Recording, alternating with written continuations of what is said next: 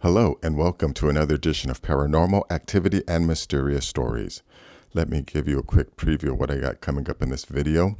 The first is from a football game. This is an old broadcast, 1979, and during the live broadcast we see a UFO and these guys talk about it. This is another old video this is the original John Leonard Walson, or one of the original John Leonard Walson videos where he shows all of these objects in space. So yeah, we've had a Space Force for quite a long time.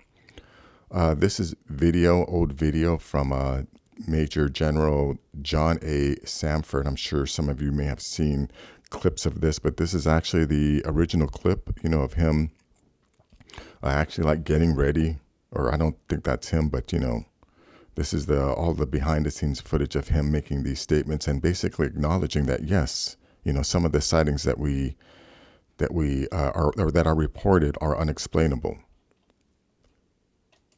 Let's see, I got this video here from Reddit, just shows a UFO over the United Kingdom, and again, this is an old video. This is footage from the citizens' hearing on disclosure, what took place in 2013. So, again, all of these people who are still waiting for, big D disclosure, I just don't think it's going to ever happen, because I believe little D disclosure has been, happening basically ever since the Roswell leak. Roswell information was leaked, and, they've been slowly releasing information to get people acclimated to the idea that, yeah, we're not alone. Anyways, and this is footage from Trump where, he says he doesn't particularly believe in UFOs. And I just wanted to play this to point out how, yeah, I don't understand why people are waiting for someone like him to tell them that UFOs are real when you have all of these people who actually have already told you, but you're waiting for this guy to tell you. Anyways, this video is of some scientists, who are trying to reverse engineer these crafts. So yeah, and this is from a National Geographic show. This came out in 2010. Yeah, again, disclosure is happening. Here are leaked photos. This is from 2015. This is from the UK Express. And I'm sure, a lot of people have seen these photos. And then, one thing I want to point out about these photos is, again, we're capturing, our military encounters these UFOs underwater or coming in and out of lakes and oceans all the time. And I don't believe they're all just visitors coming to check out these zoo animals. I think a lot of these crafts are being operated by some advanced species that share the planet with us. Here is an article about mysterious alien signals originating from Proxima Centauri baffles scientists. Now, yeah, I definitely believe that there has to be life out there. I mean, look at these dots, right? Every single one of these dots is a galaxy or a universe. I don't understand how people, even entertain the idea that we're alone in the universe, and that all of this space is only, or all of this space exists, but we're the only sentient beings in all of this space. It's kind of crazy. But anyways, link to that article. And then last is this article here about a new satellite can peer inside some buildings day or night.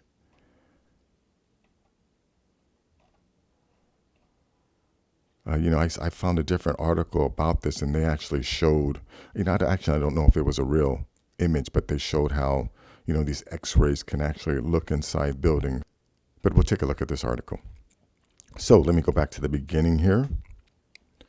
Now, like I said, this was a football game, NFL on CBS. Let me go full screen on this.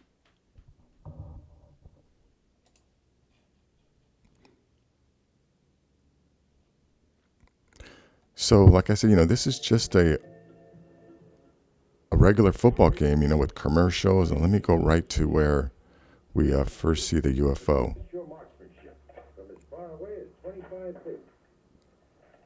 Watch, they're going to come back from this commercial break. And there it is.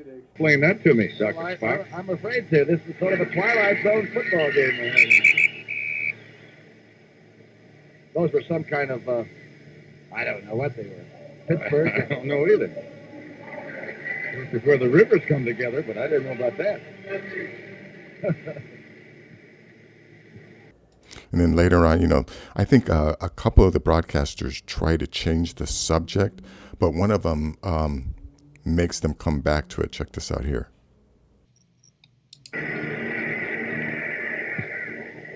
False Clark, 68. What are those things flying around up there? Well, they're just some kind of a illusion. I hope we get another look at them.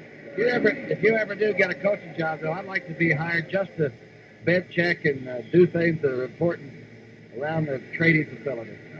You'd be my first employee. There it is. Now, what is that? It keeps saying, take us to your leader. I don't know what. Now, that's another guy. And that's it. And yeah, it's kind of obvious that a few of those broadcasters do not want to talk about that. But anyways, I'll leave a link in the description. This is a video. I've talked about John Leonard Walson before. And initially I couldn't find this video, but I finally came across it. This is some of his original footage. Now, this guy did something to his telescope that allowed him to view these crafts.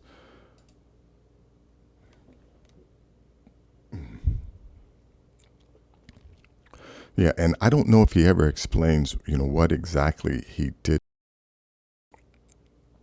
But I think, this is evidence of a space force. And let me go to where he compares the ISS to these crafts.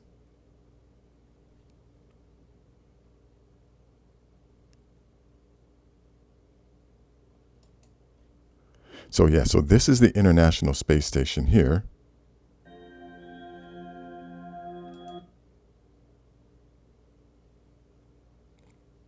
And then, yeah, these are these other crafts. And let me see. And there's another clip where you can actually see these things open and close.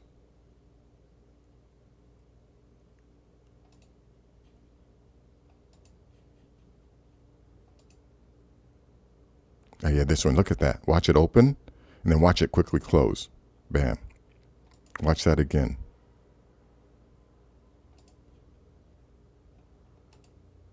Watch it open.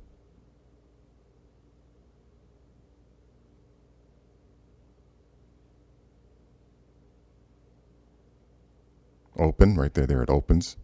And then watch how quickly it closes. Wham, it closes. So yeah, these things are moving out there. And yeah, I think this is part of the Space Force. I think these are ours. And yeah, I mean, it's obvious our military or our government doesn't release their most advanced technology until they've been in use for many, many years. And if we look at the way they release the F-22s or whatever, I think the stealth jet fighters and the B-1 and the B-2 bombers, those were definitely out for many years before it was finally released to the public. So, the fact that they just now recently talked about Space Force would tell me that the Space Force has been around again. And I mean, I've seen too much evidence to indicate that, yeah, we've had this Space Force for definitely a while. But anyways, let me go to this other video here. I'm sure, a lot of people have seen little clips of this guy talking about how our government doesn't. I think that's the clip they play. But let me go to the part where he actually talks about, or it acknowledges that we do study some of them, or that there are some that are unexplainable. However, there have been a certain percentage of this volume of reports that have been made by credible observers of relatively incredible things. It is this group of observations that we now are attempting to resolve. Our basic difficulty in dealing with these is that there is no measurement of them that makes it possible for us to put them in any pattern that would be profitable for a deliberate, custom sort of analysis to take the next step. Yeah, I think what he's basically saying is that, these objects are moving way too fast and we don't have the technology to be able to track them or to analyze them, to gather any data, which is why I think it's, really significant with I think it's the Go Fast video where, when the pilot, when they finally lock on to the object and he yells out like, yeah, I believe that, that radar or that tracking system was specifically designed to track these UFOs. Otherwise, why would our military need to be able to travel or to track objects that are traveling at super high speeds, right? So it's just something to think about. And I think he says something else that I wanted to bring up here. Oh yeah, 345. Listen to what he says here. We can say that the recent sightings are in no way connected with any secret development by any agency of the United States. Now, yeah, I think that when he says that, he actually believes it based on the information he was given. But, the video that I did yesterday talks about the breakaway civilization, which were, private corporations that had clearances way above this guy's head. And, there's a possibility that they were manufacturing some of these crafts that, that our military was detecting back in the 50s.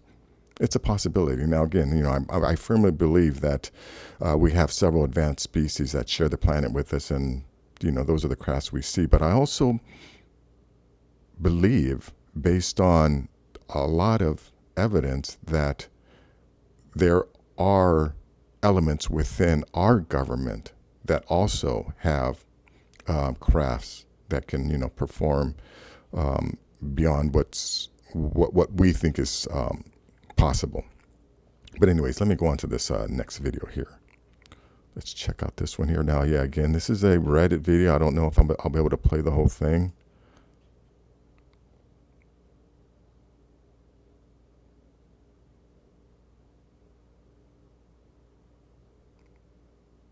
And, I think this guy's having trouble focusing on this because it's so far away. Watch when he pulls back.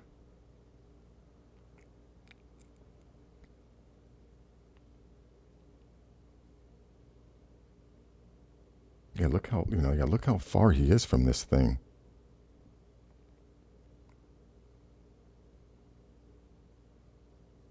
And this footage looks to be pretty old, so, maybe the lens he's using back then just wasn't good enough.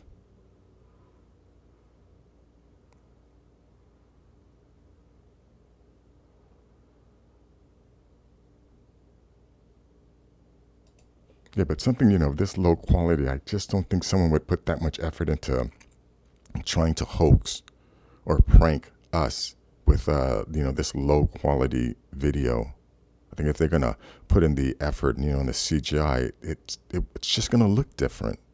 This, to me, feels very, very authentic. But anyways, I'll leave a link in the description. Yeah, this is the citizens or clips from the citizens hearing on disclosure, which took place in 2013. And this was actually given by Stephen Bassett, which is why I don't understand why he's still asking for disclosure when, this is disclosure. Let me find interesting what he says. Let me go to the part where he talks about these UFOs turning off our nukes. On the evening of March 24, 1967, while my commander was on a scheduled rest break, I received the first of two phone calls from my topside flight security controller. FSC. The first call was to report unidentified lighted objects flying above the facility. Minutes later, the FSC phoned again and reported in a very agitated state that there was a large oval-shaped object hovering above the front gate. It was a red, pulsating, lighted object, approximately 30, 40 feet in diameter. The best he could describe it was difficult to distinguish a structural part of it on the inside, except it was glowing. I'd like to quickly point out about the glowing. You know, some people have commented that if the aliens didn't want us to see them, why do their ships glow? Or from my understanding, that glowing is merely a byproduct of their propulsion system. It has something to do with the molecules being ionized around the ship. And, you know, when that happens, they glow. At least, and then, you know, maybe there are some other species who have figured out how to even combat that and hide that from us. But then, you know, there are some species that haven't been able to cloak themselves from that. And all the men out there, with their weapons drawn, they wanted me to tell them what to do next. I, of course, told him something like, make sure nothing comes inside the perimeter fence. As I started to inform my commander, our missiles began to shut down. We lost alert status on all 10 missiles while this object was above our facility. When we queried the fault system, all missiles reported guidance and control system failure. At that time, the FSC reported to me that the object had flown off at high speed. When the security alert team arrived at the affected LX, and I'll do LX. Yeah, here's a question, right? If these UFOs are coming just to visit us, why would they be turning off our nukes? I believe the ones that are turning off our nukes are the advanced species that share the planet with us. You know, they are like, hey, those little kids are playing with the matches. We need to go over there and just give them a little spanking. I think they're just sending us a message. You know, they're coming over, giving us a little spanking and letting us know who's really in charge. But let's see, let me go to another section that I thought was kind of interesting. Yeah, now this guy here, he talks about underwater UFOs. UFOs parked side by side, but I couldn't see anyone around either one of them. Then a little later, someone moved one of the UFO occupants, and I guess go ahead and call him what they are, the alien, moved over to the side and came into my line of sight. Very soon after that, he came out of the water going approximately 100 miles an hour. As soon as he broke the surface of the water, he increased his speed to approximately 2,500 miles an hour and quickly went out of sight. He was gone for about 15 or 20 minutes.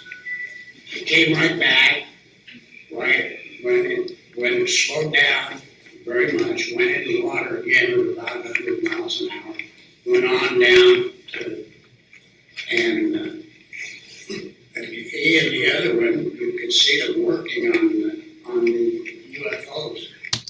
Hear what I was saying there? There were two alien ships working on another alien ship. So, you know, the way I see it is they're conducting their normal activities on a planet that they live on.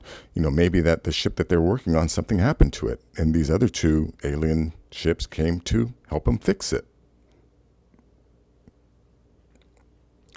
Let's see, let me go to another section in this video, which I thought was very interesting.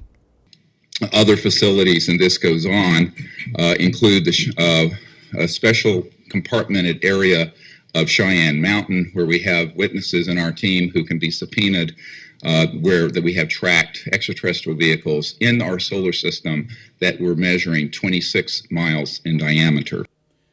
Did you hear what he just said there? They have measured UFOs that measure 26 miles in diameter. And this took place in 2013. And you know what I find interesting is this is Linda Moulton Howe back here.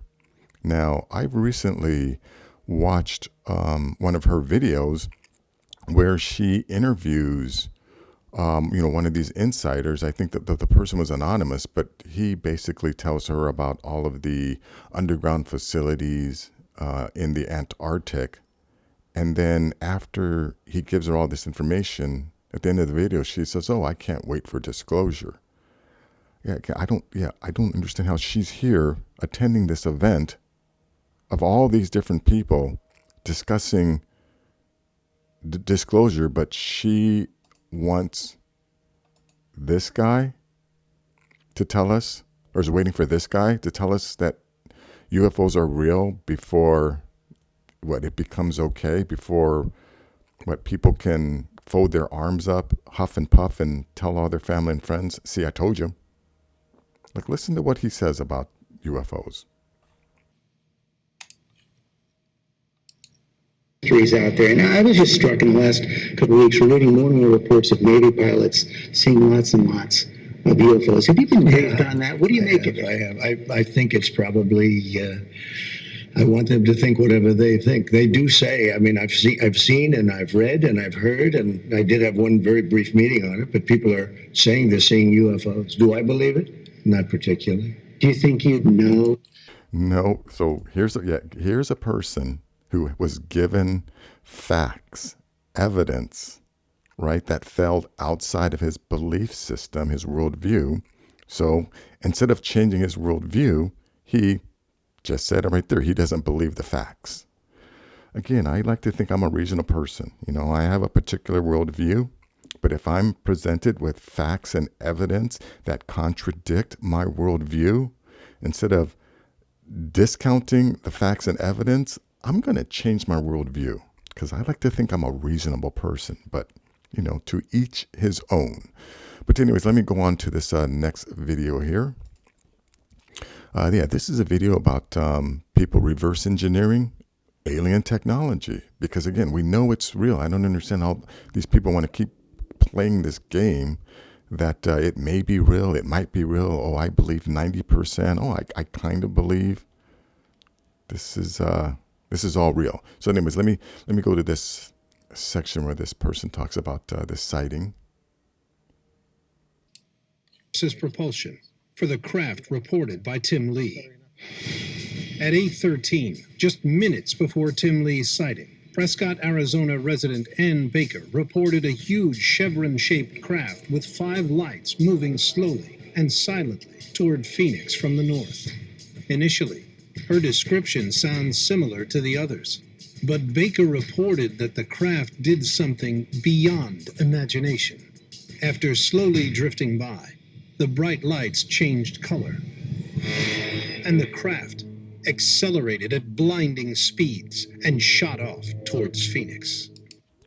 Now, we all know that, what they're describing is something very similar to the Phoenix Light, or craft that's very similar to the Phoenix Light sighting. And this particular craft has been sighted many, many times.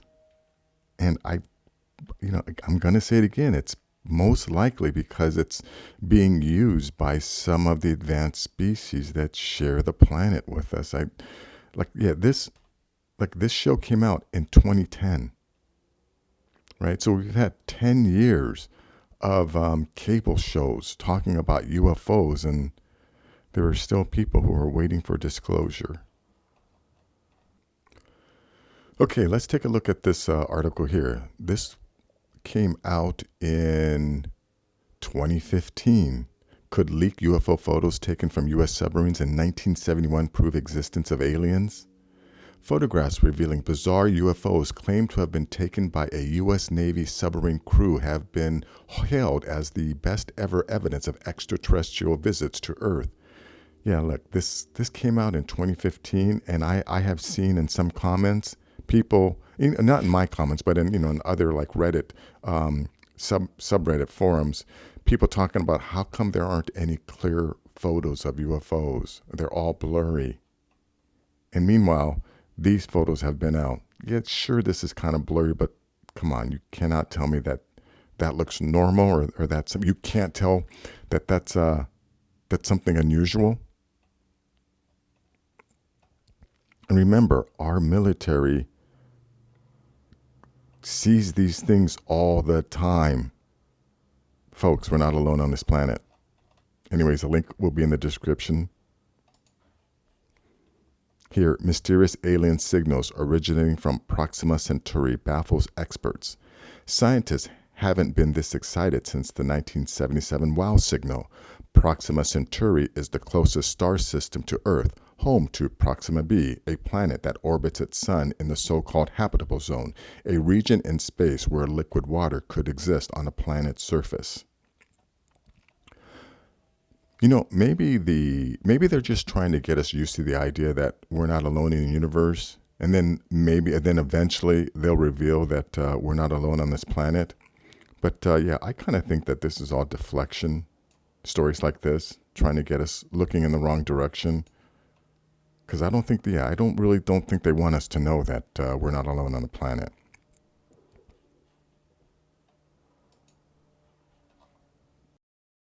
And let's talk about this last article here. A new satellite can peer inside some buildings day or night. But don't worry, the company says it can't see it inside your home. Yeah, that's called a lie.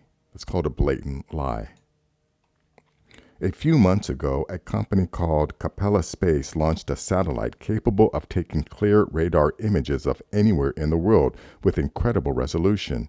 It can even see inside some buildings, including spotting airplanes inside hangars, though only in the case of lightweight structures. The company clarified, and not dense ones like high-rise or residential homes.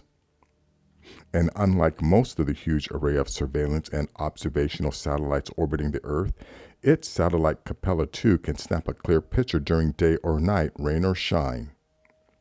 It turns out that half of the world is in nighttime and half of the world on average is cloudy, CEO Payan Banzada, a former systems engineer at the NASA Jet Propulsion Laboratory, told Futurism. When you combine those two together, about 75% of the Earth at any given time is going to be cloudy, nighttime, or it's going to be both. It's invisible to you, and that portion is moving around.